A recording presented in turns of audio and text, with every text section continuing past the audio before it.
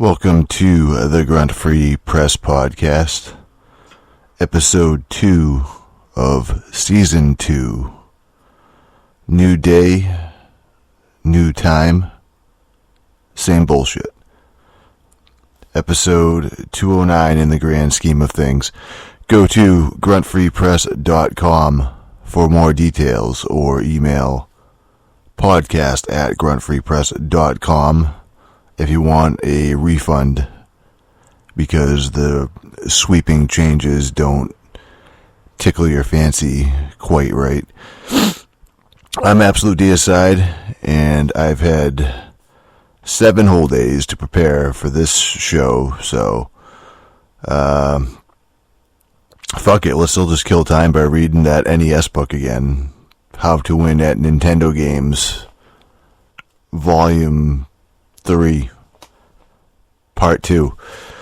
So if you didn't listen to last week's show, basically I found a dusty old tome of forbidden NES knowledge, and I'm going through it to find obscure tidbits and facts for games nobody's cared about since about 1990, or hot takes on games that are considered classic now, but were just, regular old fucking video games back then. The example I gave was, in this book, in this fucking How to Win at Nintendo Games book, there are entries for Mega Man 2 and Ninja Gaiden. Those are chapters in the book. But then on the front cover of it, the selling point is a big splash, whatever you want to call it, like fucking sunburst explosion that just says fucking includes Bayou Billy. Like, it's a fucking huge deal. Not Mega Man 2, not fucking Ninja Gaiden, but Bayou Billy, which is generally regarded as a piece of shit now, That game kind of sucks. And the majority of the book, there are chapters for each game, and they break the chapters down, as each chapter is a game, and they break it down by genre, objective, par, which is supposed to be like what an average player should be able to do in the game. So you can measure your fucking e-dick back then, like that. And then, they have like a walkthrough of sorts through the game. And then they have like a review at the end. So, you'll get it. I believe in you. It's not that complicated. So, we left off at chapter 12, Fist of the North Star, which I've never played. But I think I saw the porno adaptation of that, starring Ava Devine. The type or genre the book lists, it is a martial arts bash 'em up, not beat 'em up, bash 'em up.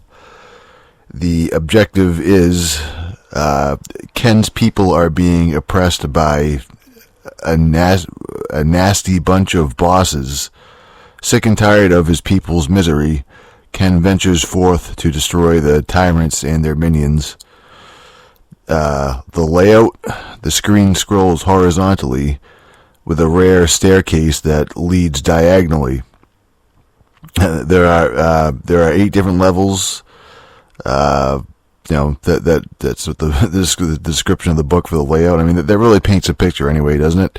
Sounds like a bash 'em up if I've ever seen one or played one. Then you've got the hero, Ken, who is, quote, a tall, lean fighting machine, end quote. Then you get the walkthrough sections going level by level, describing the enemies and the bosses in each. The par for Fist of the North Star is point-based. It just gives you a point. So we'll assume an average player can beat the game. Sure, I guess. I mean that's how they did the fucking par for this one. So I don't know. Jeff Rovin isn't entirely consistent on that. The rating or review basically is The game is great for novice players. Veterans will find little to challenge them here. So, I mean, yeah, I guess it is a baby game, according to him. And also, it doesn't help that most of the foes and screens are so similar. So, not really a glowing recommendation there. For challenge, it gets a C, graphics a B+, and sound effects a B-. So here we go. This is one of the main reasons I wanted to fucking go through this book anyway. One that is near and dear to my heart. Friday the 13th, the infamous NES game, which I've never beaten it, so maybe this will help. I mean, this book was really designed for. It's in the horror quest genre, manufactured by LJN, of course.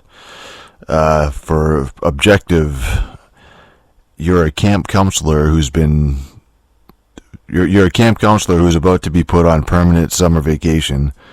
The mad monster Jason is stalking you, and you've got to search the grounds of Crystal Lake to find the various weapons that will stop him. Problem is, several other gruesome natives are after your blood, so you must proceed with diligence and caution. Okay, layout, you've got the side-scrolling stages, the indoor behind-the-back cabins, and the map, basically. Hero, of course it tells you Christy and Mark are the stars, basically. I mean, they are, the fastest, it's basically the fastest fucking ones that can jump the highest is what you want, those two. Everyone else in the game sucks, pretty much, as the book confirms my suspicions on that one. Enemies. Jason is one powerful nutcase, though his mother isn't chop liver either. Scoring. 15 children. The scoreboard ticks them off as you rescue them, it says. Now, if that's how the game actually works, you're supposed to be rescuing the kids and the fucking, the icons of them as they tick down. That's news to me. I mean, I always thought the kids, you see, top of the screen on the Friday the 13th game, you do see, those kids, and I thought that was, a timer that was fucking going down. You have, so much time, that's Jason killing them. I thought that fucking, what it meant. I thought, as it got lower, Jason was killing them, but I don't know, this says that's your score. If you fucking go fast enough and you fucking rescue them, that's supposed to be good. I have fucking no idea, but that's what this book says. That it ticks them off as you rescue them. News to me. Again, beginner strategy. To answer the question most commonly asked about this game, no. There are no patterns to Jason's comings and goings, or the appearances of the weapons. Luck and chance are the name of the game. So we're looking at some RNG here, it looks like. Before, I don't think RNG was even really a term. Bullshit, in other words. So a little bit of bullshit in Friday the 13th. Noted in the annals of history, right next to the Fist of the North Star. All right, and the key strategy here in the walkthrough is to get the lighter and light the fireplaces in the six biggest cabins, which the game does tell you at the start, but I don't think I've never personally been able to do that. But apparently, if you do that, you get a flashlight, which allows you to go into the cave and fight Jason's mother. Which I think I've been able to do without the flashlight. And I know I fought Jason's mother in the game, but and apparently after the cabins are lit, the axe, machete, and torch is available to you in the cabins. But I'm pretty sure you just get those weapons randomly in the game anyway. So I'm not really sure what the deal is with that. If you play long enough, I just know it's the fucking the axe and shit just pops up after a while. So again, I'm not really certain by reading that what the point is of fighting Jason's mother. But whatever.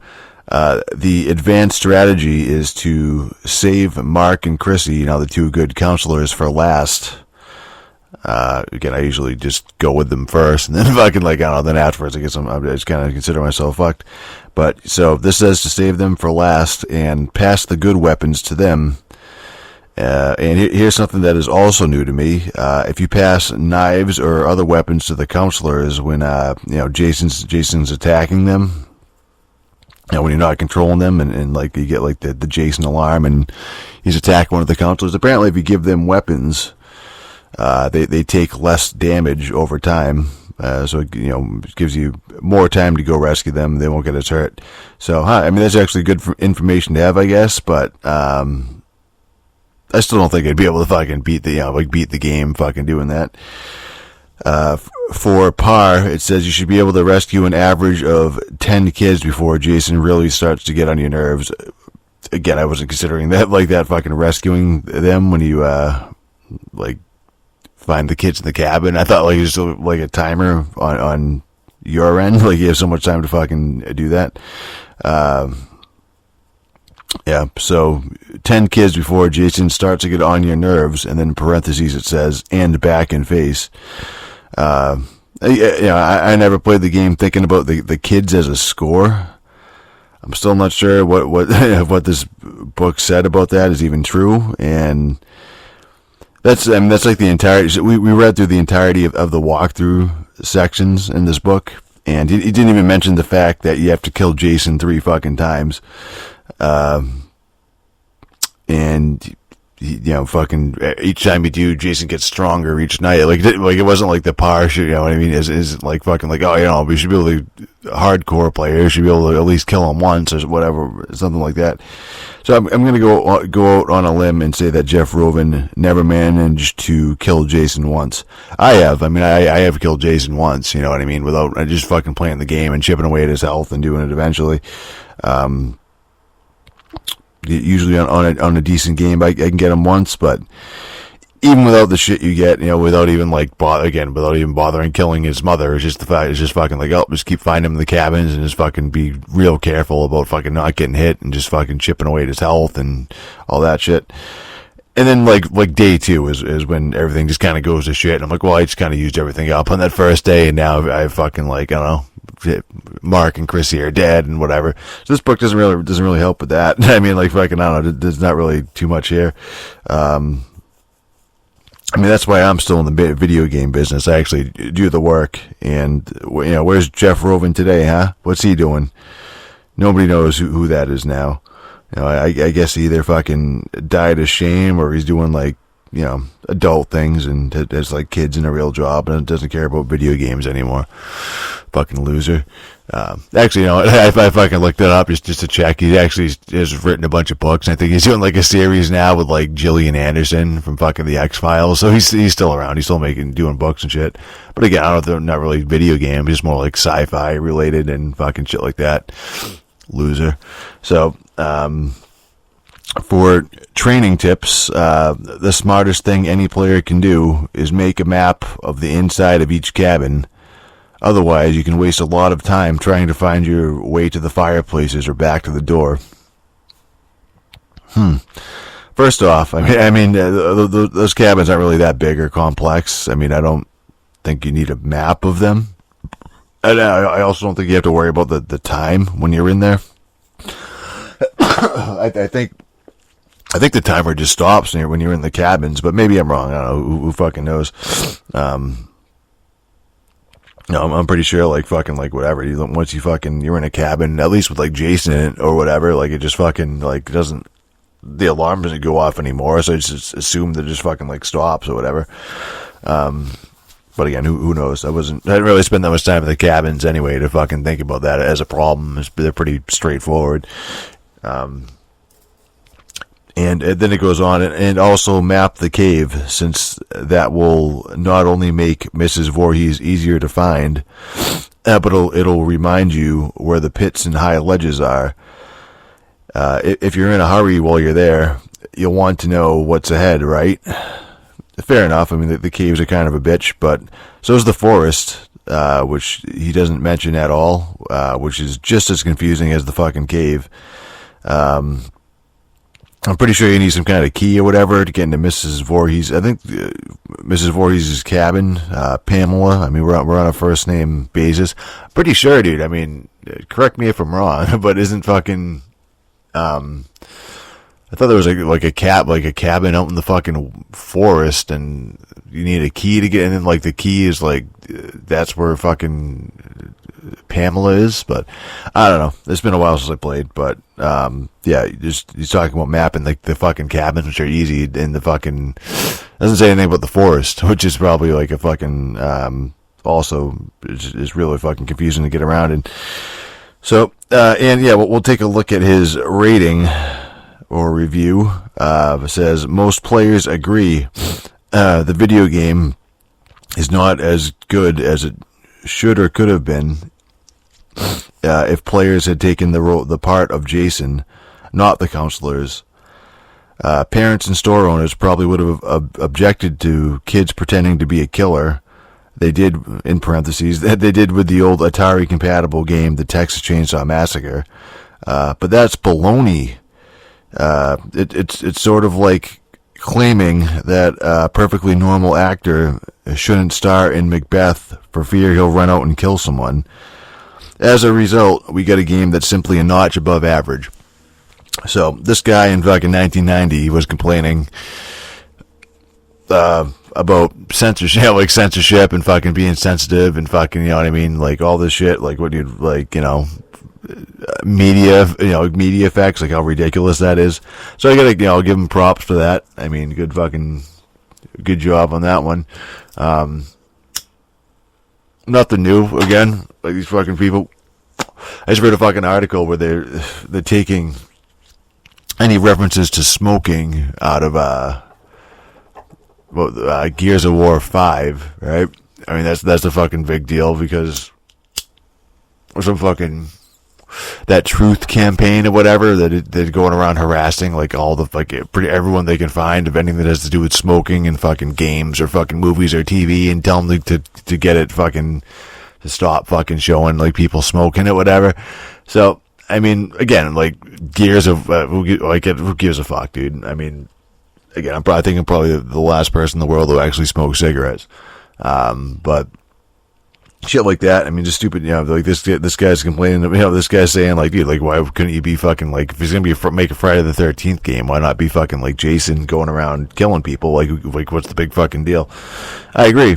And then he mentions the Texas Chainsaw Massacre game where you're Leatherface going around just fucking like, with a chainsaw, killing people. That game sucked. Friday the 13th on NES kind of sucks, but. Whatever. It's also funny, he kind of, what he wanted was the Friday the 13th game, the newest one, pretty much, that they fucking came out, the online one, fucking a couple of years ago, the Kickstarter one that I backed and talked about at length. I think that's what he was looking for. And that came true. I wonder if he was still interested enough to check that out at the time. Which, unfortunately, that game fucking pretty much died on the vine because of whatever the fuck, the Friday the 13th fucking legal issues, it's all, it's just fucking, just funny, like the shit like repeats itself, and, the stupid fucking fight about like media effects was fucking going on, and, compare that argument to like the infamous fucking, developers shouldn't let people play as Nazis or terrorists because they'll become real Nazis and fucking terrorists. And there was like some YouTube video too that came out like fucking like last week or whatever, like same bullshit, I'm just saying. But again, I like that, but I still have to knock them that, the fact that I agree with him on that almost makes up for not telling me enough information to actually win at that Nintendo game, the Friday the 13th Nintendo game, which is kind of the point of the book. I mean, it's the fucking title of the goddamn book. And after reading this chapter and talking about it, don't think I could fucking get through Friday the 13th on NES any better than I had before I had read it. Challenge, C+, graphics, B. Then it says the character animation is feh, but the scenery and the way it moves as you do is very well done. Sound effects, C. then he says, there's none of the famous breathing, and why doesn't anyone scream in this game? A little sadistic there, but, fair enough.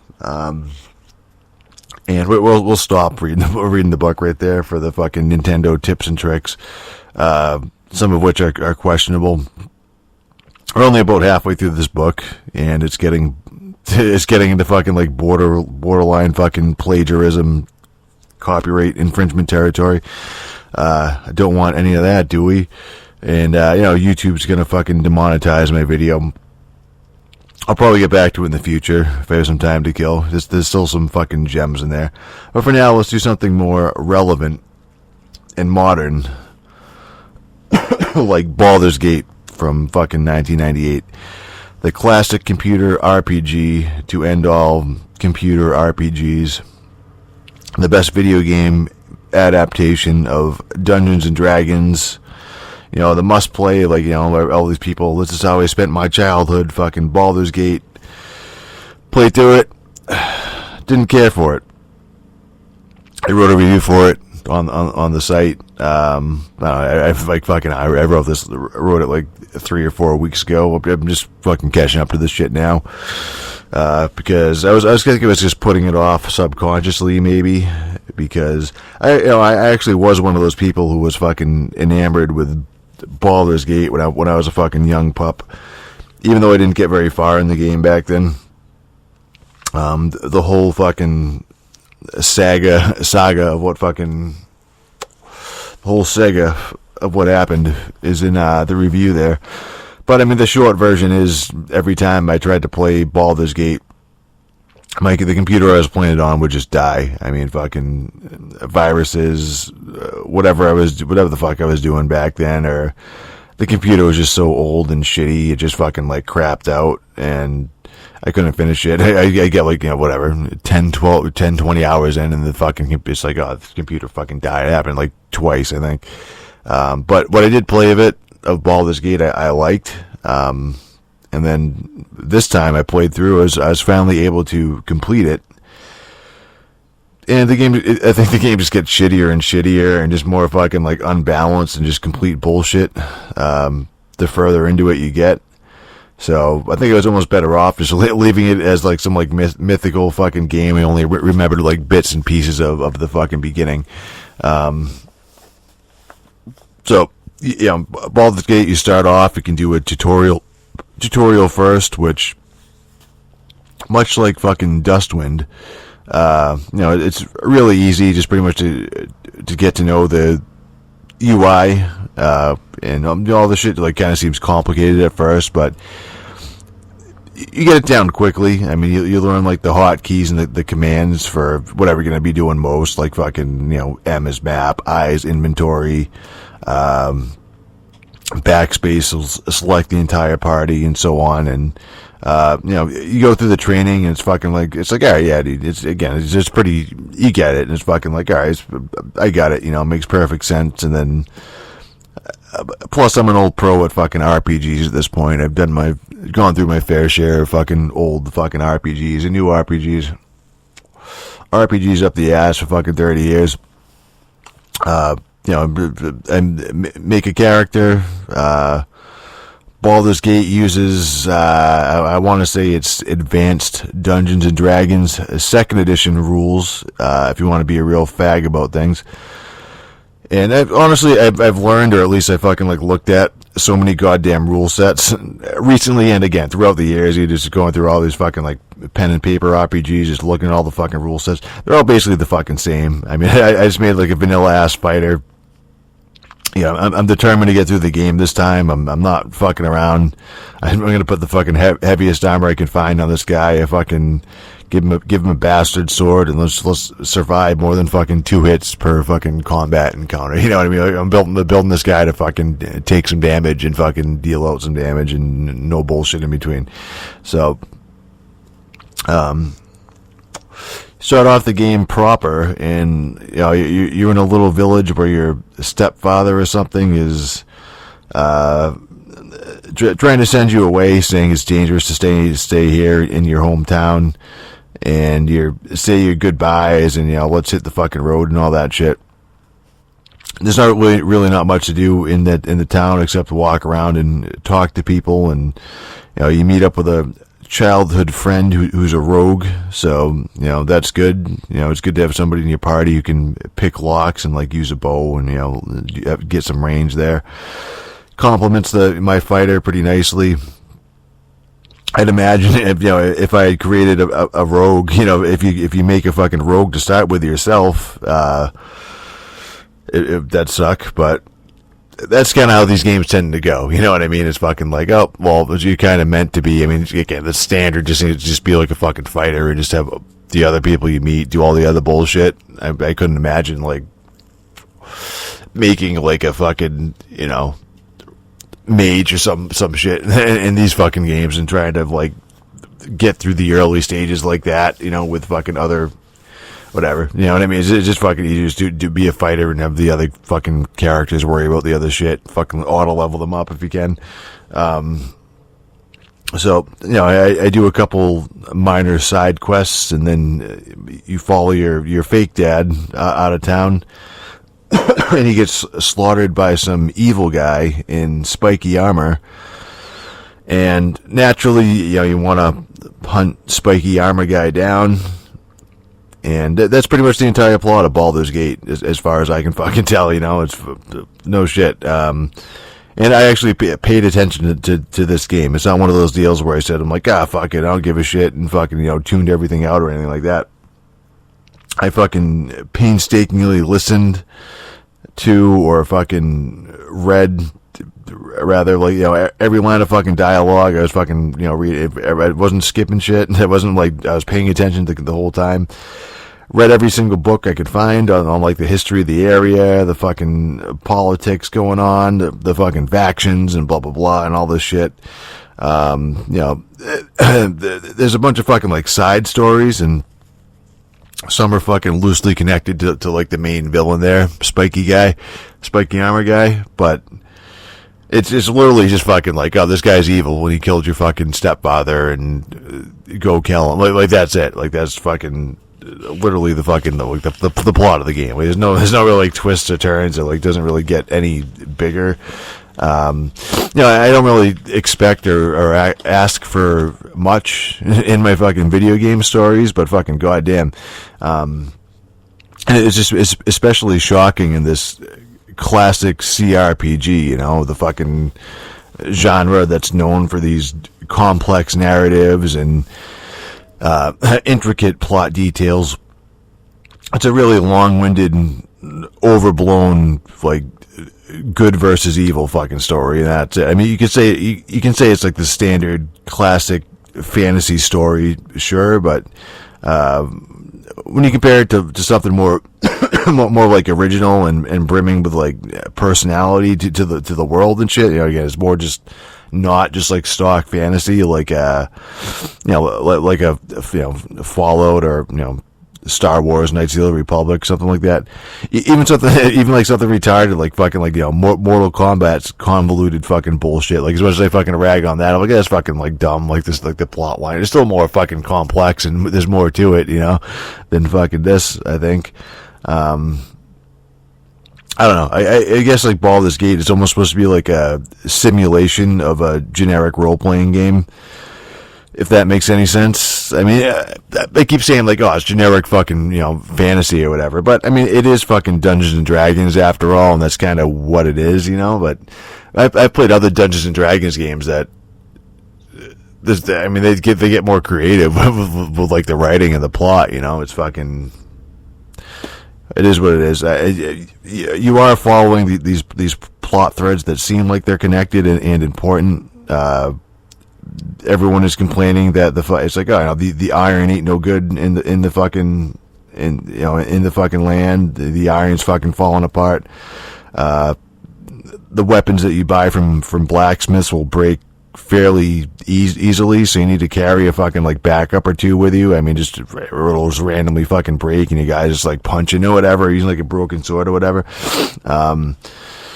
So maybe that's where Breath of the Wild got to get that idea from. So that's happening. So you just kind of like follow these clues to like an iron mine, and the mine's being poisoned. and that's what's causing the fucking shitty iron. So it's like, all right, so you flood the fucking mine, and like you find like a note that leads you to fucking Baldur's Gate, the city of Baldur's Gate, and there's a group there that's trying to take over, and they do, and they're being led by fucking spiky armor guy. like that's like the connection. It's fucking like, oh, these like steps is just fucking like, ABC, 2 fucking spiky armored guy. You know what I mean? Like that's fucking, it's like, oh, the villain, which you kind of knew was that was your, what you set out to do in the first place. And that's it. You kill him, the game ends. Like I was waiting for like something else to come up, but nope, that's it. So I don't know. I couldn't fucking believe it. So I can't believe it's already time to take a break too, but it is. So we have to stick to a strict formula, generic podcasting formula. That's what we're known for here.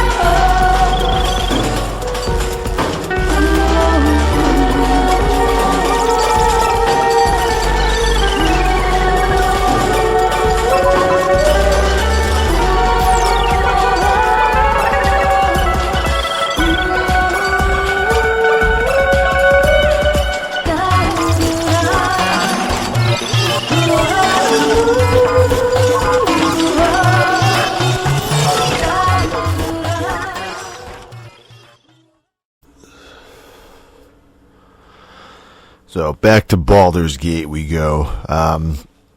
So I was digging the early game.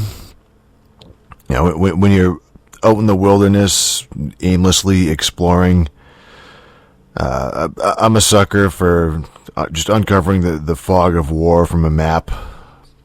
I like the graphics in the game. It's very distinct looking for that era of computer games. It reminds me of Deer Hunter 2, shit like that. The pixelated forests, and you're fighting bandits and hobgoblins. It's fine. It's just easy enough if you take it slow. You find out early on you can kite the shit out of enemies and just draw a couple of them out at a time, and otherwise archers will fuck your shit up if you don't do that. Then you run into two big problems: spiders and basilisks.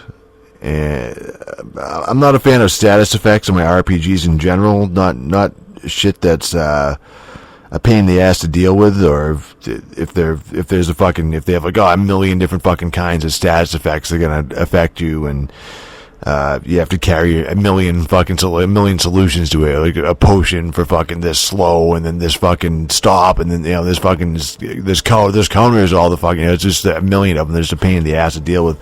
Either or, I do not like. The spiders poison you, as you'd expect. It drains your health over time when you're poisoned, and I think you get a strength or a constitution penalty when you're poisoned too. But you can just, you do what you would expect for that. They have antidotes you can drink a potion to get rid of it, or you can just wait it out. Really, that's not the problem with the fucking spiders. The problem is the fucking webs the things shoot out. The webs more or less cover the entire screen in their sticky white goo, and it stays there for a long fucking time.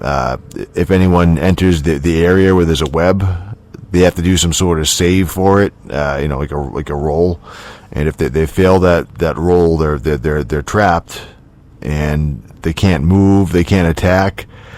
They just sit there and eat shit as they're just trapped in this fucking web. And they have to do that save roll it's not like, you made the rolls, now you can move in the web, like you're not going to get caught. I think they have to do the save roll every round or something like that. So every few seconds they're doing the roll, it seems like. So it's like, all right, well, this guy can move. Oh, this guy's fine oh no, now he's just fucking stuck too. Oh, now everybody's just fucking stuck. So eventually, if you keep doing that, I mean, it's just fucking, the web stays there forever, and you're trying to fight these fucking things in that area, and eventually you're gonna fucking fail the goddamn roll, and everybody's gonna be fucking stuck. They're gonna be stuck there for like 5 minutes. Even if you kill the spiders before that, the web just stays on the ground for a while. So you're just sitting there like fucking like Jesus Christ. You're just fucking waiting for this shit to fucking go. Can't do anything, or you just fucking whatever. The spiders run up on you. You can't fucking attack them back, and they just fucking kill you. And there's nothing you can fucking do about it. And the spiders are fairly fucking common enemies too, so it's just like a huge fucking problem throughout most of the fucking game. It sucks. You get a lawnmower. It's just talking about the fucking background noise. We're gonna have to deal with this. Mowing my fucking lawn because they like to do that. It seems like every fucking day, so it doesn't really matter what day. So those are the spiders, and then you get the basilisks. They'll petrify you, so you need to lug around a bunch of fucking stone to flesh scrolls, and you have a very limited inventory space in the game, or maybe you're supposed to load a fucking wizard up with a certain spell to do that. Maybe there's a fucking something. I don't fucking know. They do the old school spell thing where you have to fucking memorize the spells beforehand, and then rest, and then you can use each learned spell once before you rest again. So you'd have to know that shit. You'd have to know a bunch of fucking basilisks are going to be ahead of you, and then fucking then you have to put the right spell on and do it fucking 4 times or whatever. I mean, like the maximum number you can do for that level spell, and then fucking rest, then go in and if your player character gets petrified, it's an instant game over. So that sucks too. I mean, even if you fucking drop the difficulty down to fucking story mode, which is supposed to be pretty much God mode, more or less, you don't have to worry about any of the combat. Which I did that very often because the combat in these games fucking pissed me the fuck off. So I did that a lot. Even then, you can still get fucking petrified and get a game over. So it's fucking ridiculous. So again, yeah, I'm sure there's some fucking way around that. Fucking fucking You have to use this spell and drink these potions to buff your resistances before charging into battle, Excelsior. But I mean, there's like 5 million fucking potions and spells in the fucking game, and there's so many options to the point that all of it might as well be fucking worthless. You know what I mean? Again, just back to the thing about like, oh, there's a million fucking status effects and there's a million fucking counters to them. It's like, dude, how about just fucking do none of them then? Because I don't want to fucking deal with that shit. It's fucking just so stupid. It's like, who fucking, it's like, oh, cool, this is like a direct counter to that, then why fucking put it in there? I don't want to fucking deal with it. As far as the spells go too, it's the same shit. The amount of time you'd have to spend to fucking learn how to like micromanage each specific encounter for the, you know, in the combat, like the game would be your fucking life pretty much. I mean, I started playing it on normal and pretty quickly dropped it down to easy and thought, like, you know, it's like, as long as I don't have to drop it down to story mode, at least I love my pride, you know what I mean? If it's on easy, it should be easy, you know what I mean? You would think. It's like, whatever, dude. I might be a pussy, but at least I'm not doing like story mode.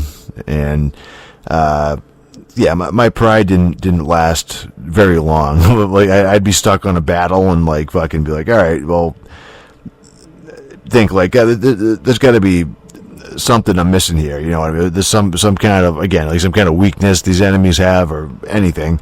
So I'm just like stuck. There's no way I can fucking get past this shit. I've tried it like 50 times on fucking easy, and it's just, somebody's dying each fucking time. Look up a walkthrough, and the best tips they would have boiled down to like, it's a guy, you know, that battle's hard and it's random, so just keep reloading your save game until you get good rolls and get through it. So story mode it is, I guess, you know what I mean? Fuck that shit. I'm not fucking doing that. It was like, I'm not just gonna keep fucking saving and fucking loading every fucking goddamn battle and just doing it over and over again until I fucking, it's like so stupid.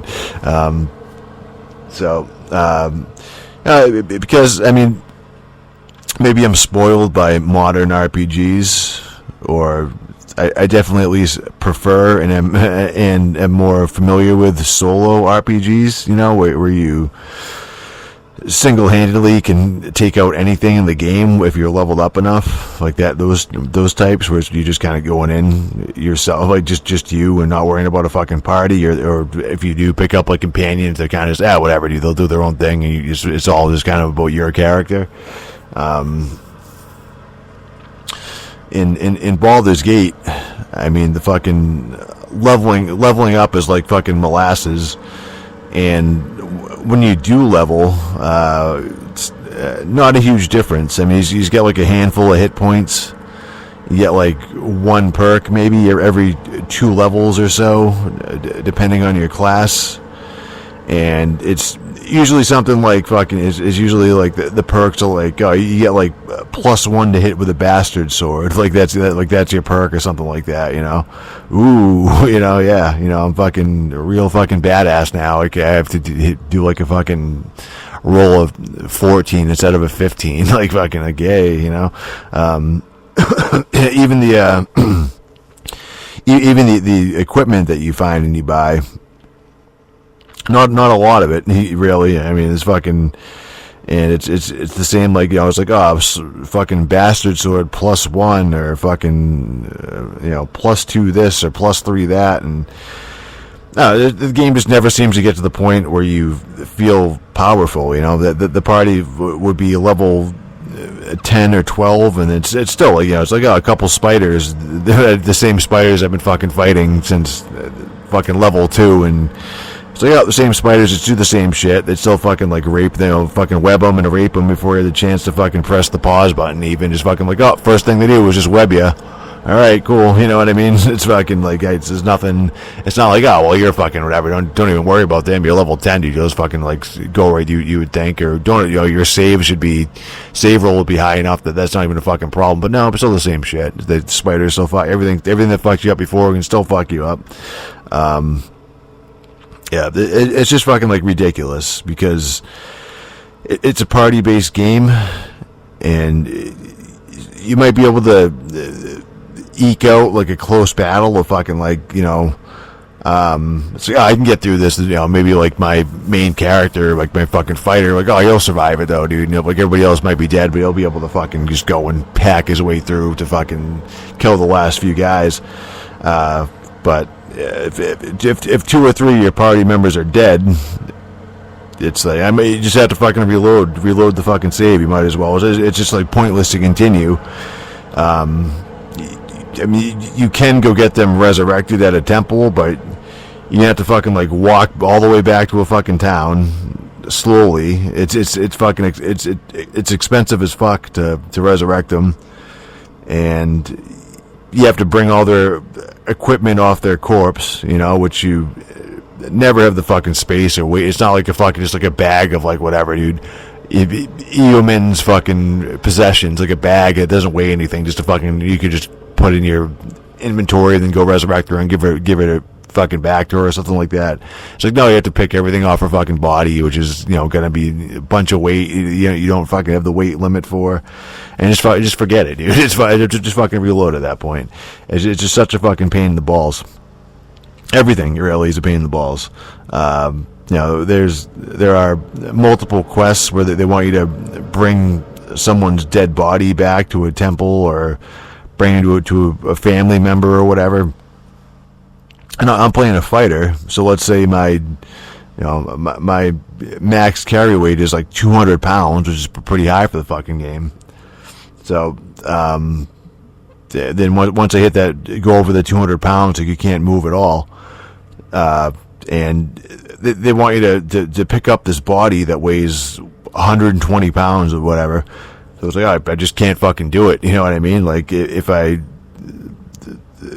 unless I have to like more or less strip fucking naked, just take everything off, and then like all the equipment that I would be dropping or whatever. You have to like divvy up all my shit among everyone else in the party, which then involves like juggling all their shit to different people. That kind of like, oh, I gotta make room for this, and this is gonna over fucking encumber this person, so I gotta move this fucking shield he's carrying to this girl and fucking do all that shit to get this fucking body with you, and then you have to drop off the body, and then try to remember like who had what and why, and just fuck off. You do that multiple times. They want you to do that shit of just fucking juggling everything around.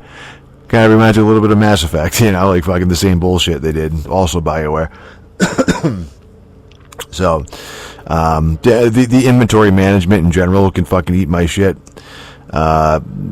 Everyone has 12 blocks of space they can work with, and everything you pick up takes a block. I mean, be that like a two-handed sword or a fucking ruby, like it just all takes the same amount of space. It's just one block. The only saving grace with the jewels and the jewelry is there is like a gem bag that will hold infinite shit in it, like infinite fucking whatever, fucking gems or fucking like rings and necklaces and shit like that. But it's like, oh, cool, I can just put whatever I want in here. It's not going to take up space. But it's only one. I only found one in the entire game. So when you use it, you have to give like all the gems to the person with the fucking gem bag, and then drag and drop each one individually into the fucking bag. And you know how much fucking shitty treasure and you fucking loot in the goddamn game, like throughout the course of this game, is a lot. There's a ton of it. I just don't understand why they don't do that automatically, or better yet, just fucking don't have that shit take up space. So you know what I mean? Just that'd be even better. And even shit like arrows, you can have up to 80 arrows in a single stack. So I'll give them that. It's not like fucking like each individual arrow is like one space. It's like, at least you can do like a stack of 80. But you still have to keep an eye on how many you have, and there's like a separate bar for like somebody's quiver, so you still have to keep an eye on that. So if you even fucking throw all of them you can, I think it's like whatever. I think you put 240 fucking arrows into a quiver, and that sounds like a lot. But then, then you'll be fucking like, don't, you just forget about it. Then you're stuck in a fucking dungeon, you run out, which happened a couple of times. I'm like, oh, what the fuck am I going to do now? So then I'm fucking like paranoid about it happening. So I'm fucking like checking like, every couple fights, I go, oh, I gotta go check my arrows, make sure you're fucking stocked up and make sure they're in the quiver. And, then almost all your fucking archer's inventory ends up filled with fucking arrows, more or less. And you wind up with like 50 different kinds that don't stack with the normal one. So it's like, oh, these +1 arrows, that's a separate fucking square. +2 arrows, that's a separate, fire arrows, fucking ice arrows. Like, who gives a fuck arrows? It's just fucking like, it's just like all these like little details that don't need to be there and just only serve to fucking slow the game down, more or less. Like all this micromanaging, fucking back and forth inventory bullshit. Basically, you're dealing with all that shit. So Shirley's building up to something, like some kind of like payoff as you're dealing with this, going through the game. I've played enough RPGs in my day to know the fucking interesting stuff is usually at the end of a long journey. Not in Baldur's Gate, apparently. The last chapter in the game is fucking horrible. Chapter 7, the last, dude, awful. So, as I was playing, I'd been picking away at shit inside the city. It's a city, so there's people everywhere giving you little tasks to do. Some of the quests or whatever will send you back out into the wilderness or just to another district within the city. But the city itself is a fucking mess to navigate, mostly because of the isometric camera angle that the game uses, where it's overhead, like whatever 3/4 perspective, whatever you want to call it, where the buildings will obscure your fucking characters, like obscure all the shit, and they don't bother doing the transparent circle thing like other games that know what they're doing what would do. Fallout, for instance. There's a ton of doors that you can't see, that you can, like, buildings you can go into, but you can't see the doors because it's just at the wrong angle. They don't bother thinking like, well, let's not put buildings you can go into at these angles you can't see. It's like, no, the door is there. You know what I mean? It's just fucking, you just can't see it. You just have to like drag the mouse around all the buildings. So it's like, oh, there's a door here, I can go in. It's ridiculous trying to fucking get around the game, like the city in general, really. Just because there's so much shit there, and it's more shit to block your way, trying to fucking make sense of the map and all that shit. So at some point in the game, they send you back to your hometown. It's been taken over by bad guys, and they lock you in jail. And you break out and shit. Then like the next thing you have to do is just go back to Baldur's Gate. Fucking that's part of like the main part of the story. But once you go back there, now you're wanted and you're considered a criminal. So the guards will all fight you on sight, and you don't really want to fight them.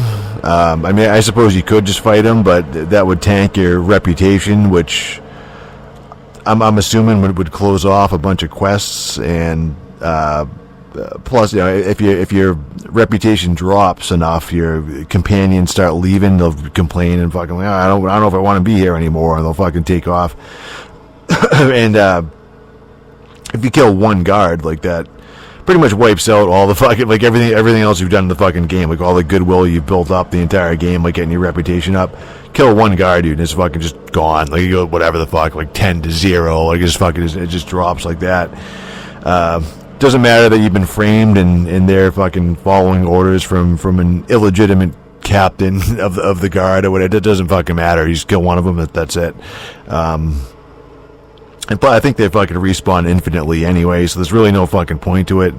All you can really do is run and try to get to another screen, which causes them to magically lose track of you if you do that. Those fucking level transitions.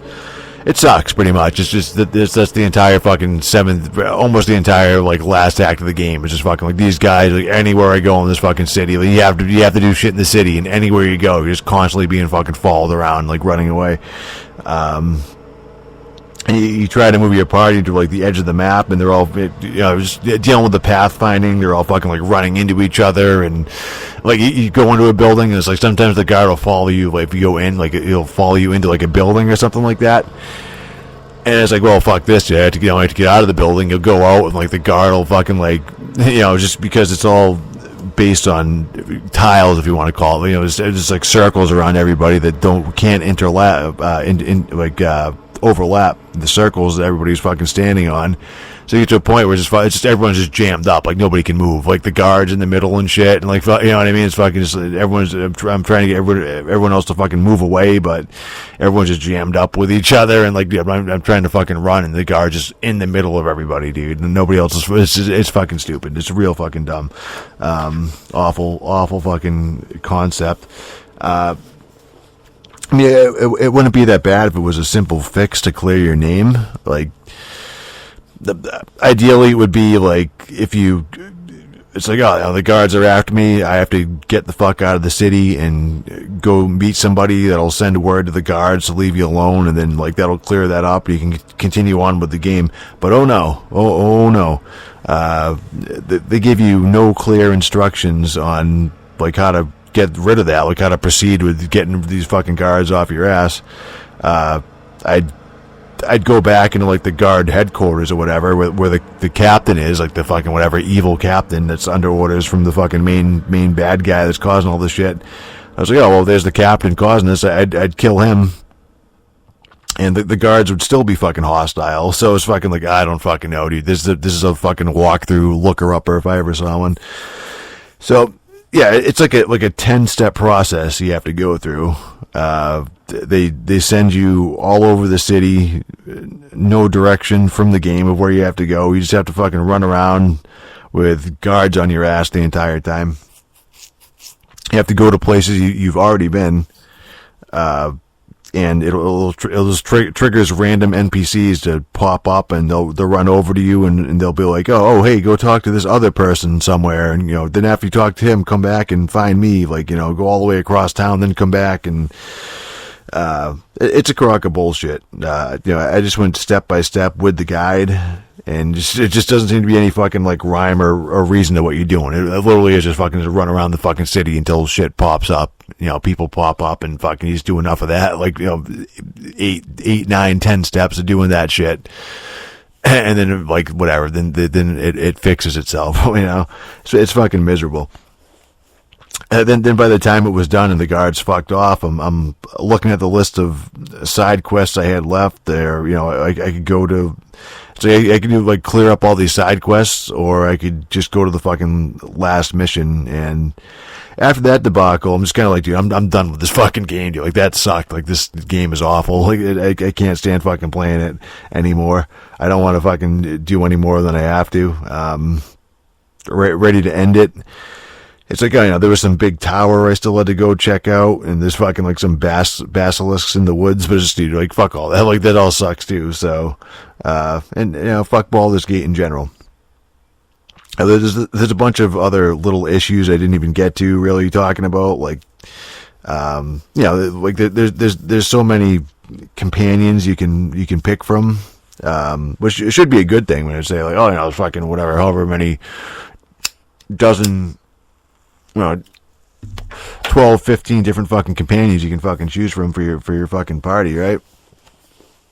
But once you have a full party, and then you'll meet somebody else, they're like, oh hey, can I join up with you? And it's like, oh sure you can. And it's like, oh wait, my party's fucking full, and now I'm pretty far into the game, and if I let you in, you're going to be like level 5 or whatever. Everybody else that's been traveling with me is like level 12, so you're just gonna fucking die, and you're gonna die in the first encounter. So fucking, I guess not. I guess you can't fucking come with me. Like, what's the point? So and then if you dismiss someone, they just like stand there, like wherever that happens to be, like wherever you met them or whatever, or wherever you drop them off or whatever. It's just like they'll just stand there, in front of like a random house or out in the woods or in a dungeon, and they don't go back to like a camp or a tavern or anything like that. It's just wherever the fuck they are. Like, fucking, that's it. That's where they are for the rest of their life, apparently. They're essentially gone. You know, like, you're not going to fucking find them again. There's no way to mark them on the map, really. I mean, they don't, like, show up. It's not like a list of, like, hey, these are people you met who could be in your party, and, like, oh, here's a highlight or anything like that. I guess you could, like, rate yourself a note on the map. I mean, that's the feature that's in the game that actually seems like it would be helpful at first, where you can click anywhere on the map, like the actual map. You know, press M, pull up the map, and then click somewhere and type yourself a note. And yeah, I mean, that would go a long way to alleviate some of, like, you know, some of the instances where the journal entries will leave out, like, key information, like, you know, where the fucking person is you got a quest from, you know, like, shit like that won't be in there when you're looking through your log of what you're trying to do for, like, a side quest. Like, that'd be nice to just pop in a note and be like, oh yeah, here's where it is or whatever. But the way the notes work is you have to be on the same screen to read them. So if you're in a random house in the southwest district of Baldur's Gate and you pull up the map and you type a note like, hey, this random house is important, don't forget to come back here, and then off you go when you go do fucking other stuff, right? 5 hours later, when you're like fucking like, hey, where was that house again that I wanted to come back to? I wrote a note there to remind myself to go back there. Who fucking knows? You know what I mean? If you pull up the world map, it's not going to be on there. It's just in that specific, like, you'd have to leave yourself like a paper trail of notes for it to work. Like, on the first screen when you enter Baldur's Gate, be like fucking, hey, there's a house in the southwest part of town, you should go check out. You know, then on the map in the southwest district, be like, here's the house, and then, like, inside the map, which is inside the house, which is its own separate map, right? You know, this is the random person you're looking for or whatever. So who's gonna fucking do that? Not I, you know. The game's enough fucking work to play as it is. I'm not gonna fucking write fucking my own game in the game in the fucking notes, you know. So, needless to say, if you didn't figure it out by the review and this fucking long ass rant about this one game, and I think I said it several times already, not a fan, not a fan of Baldur's Gate. You know, I gave it my all. You know, I will say, you know, I put my time into it. Feel free to criticize me and call me an idiot because I only played the game for 50 hours to get through it and not like 500 like I was supposed to, and micromanage every little aspect and prepare the right spells for each encounter and optimize my build and my party exactly to spec to fucking maximize my combat potential or whatever.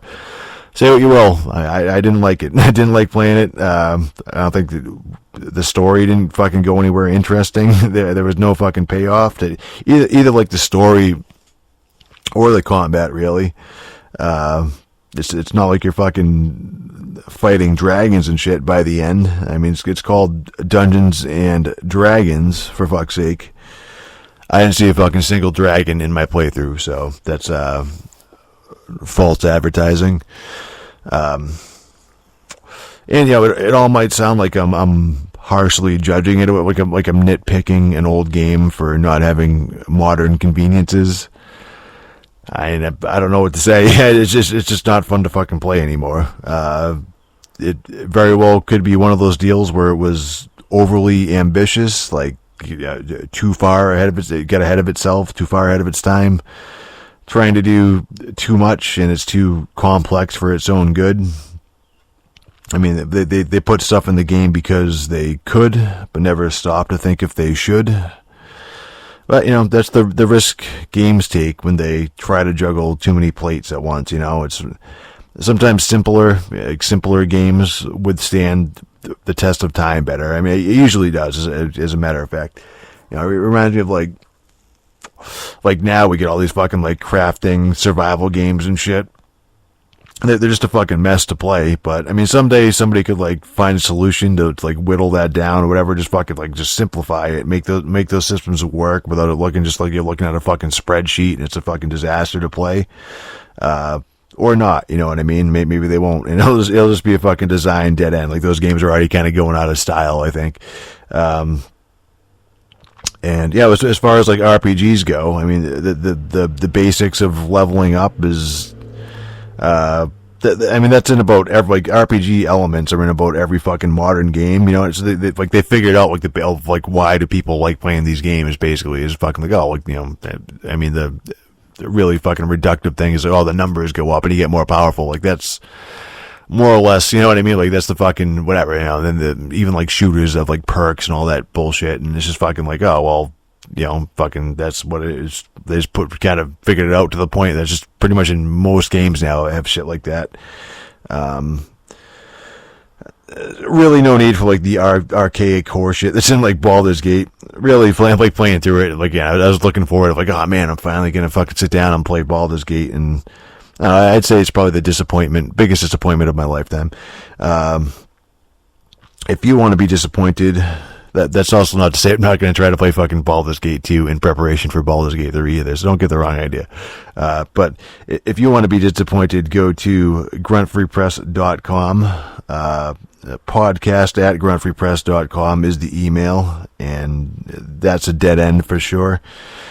I'm absolute deicide, and I'll get the hang of this Saturday thing eventually. Wish me luck. We do have a Discord server if anybody's interested. It's been up for like a year, I think. It's just me in there, so I don't know. Let's fucking keep it that way, I guess. Good afternoon, folks.